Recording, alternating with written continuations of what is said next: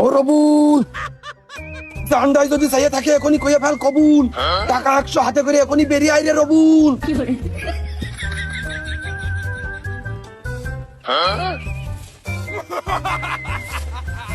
একে পুট হয়, দুইয়ে প্যাক। এখন খাবি কি খাবি নে? ও রবুল তুই ভেবে দেখ। ও টাকা ভাগে দিচ্ছে, হয় একটু চেষ্টা করলেই হয়। আব্বার কাছ থেকে দেখি সে কি কয়। ওরে জানে যদি চাই আর একটু আগে আয়।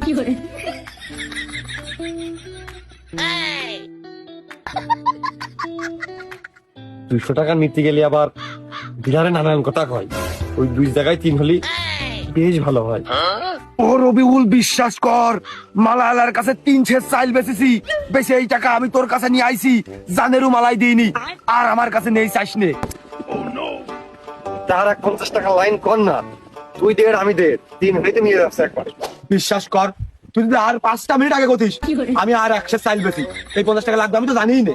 তা আসলেই কেবল 1.5 মিনিট হয়নি, 5 মিনিট আগে আমি তোর কাছে কোন কায়দায় কমু?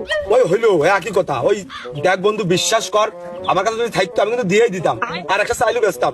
তুই আমার কাছে তুই বিশ্বাস করিস না? না মাইরা পালাইছে রে লেঙ্কা মাইরা পালাইছে সিনার মধ্যে তালা দিয়া লিংকি পরাইছে সিনার মধ্যে রবুল তুই কার সাথে কথা করছিস?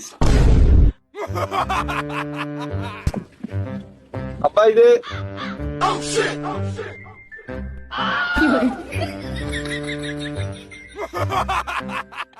কার সাথে কথা করছিস? ওই দোস্ত আকবরের সাথে তোর ঘন ঘন ওই আকবরের সাথে কিসির কথা? হ্যাঁ, আইলো। ওই যে সামনের সপ্তাহে আমাদের মডেল টেস্ট পরীক্ষা, তা লাস্ট ডেট চলে যাচ্ছে। আমি এখনো পরীক্ষার ফি দিইনি, পরে পরীক্ষার ফি না দিলি বলে আমার পরীক্ষায় দিতে দেবে না। ওই তোরলি সংবাদ কান করতি। তুই মডেল টেস্ট দে আর ফাইনাল টেস্ট দে, সেইটা দেখার বিষয় আমার না। আমি ডাকলি তুই কই যে আকবর এসে, কিন্তু আমার চোখে আজও আকবরের মিলল না। আমি তোর কাছে আসলি আকবর হাওয়া হয়ে যায়। এ ও কি ভূত পেট? হ্যাঁ, যে আমি আসলি ও হাওয়া হয়ে যায়? সম্মান, মূল কথা হচ্ছে মূল কথা হচ্ছে আপনার সম্মান। ও তোমার অতিরিক্ত পরিমাণ সম্মান করে। ও তোমার দেখলে ভয় পায়, ডরাই। ওর জায়গায় যদি আমি হতাম এই বাড়ি মুখেই হতাম না। তারপরে ও তো আসে আমার সাথে 5টা কথা কয়, তোমার দেখলে ভয়তে দৌড় মারে। তুমি আবার কি দেখি কমান না কমানে ইয়াং বয়স। ওর সাথে তোর চলাচলটা অতিরিক্ত খারাপ, আমি দেখতেছি। ও আসলি তুই আমার কাছে শুধু টাকা চাস, এ ও তোর কি মন্ত্র দিয়ে যায়? হ্যাঁ, বারে আব্বা, এটা কথা কইলে তুমি একটা।